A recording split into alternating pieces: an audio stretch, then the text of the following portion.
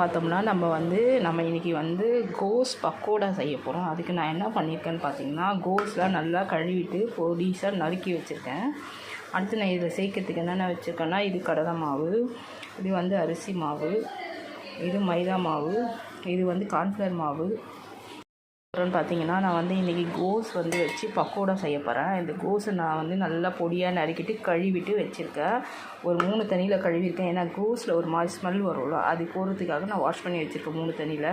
அப்புறம் இதோடு நான் என்னென்ன சேர்க்க போகிறோன்னு பார்த்தீங்கன்னா, இங்கே நான் மைதா மாவு வச்சுருக்கேன், இது கடலை மாவு, இது அரிசி மாவு, இது கார்ன்ஃப்ளவர் மாவு. கார்ன்ஃப்ளவர் மாவு மட்டும் கொஞ்சம் எக்ஸ்ட்ரா வச்சுக்கணும், மற்றதெல்லாம் கொஞ்சம் கொஞ்சமாக ஆட் பண்ணால் போதும். அடுத்து நான் மிளகாத்தூள் வச்சுருக்கேன், இது தனியா, இது கரம் மசாலா. இது எல்லாமே சேர்த்து இப்போ நம்ம வச்சுருக்கோம்ல இந்த கோஸு, இதில் மிக்ஸ் பண்ணிவிட்டு பார்ப்போம்.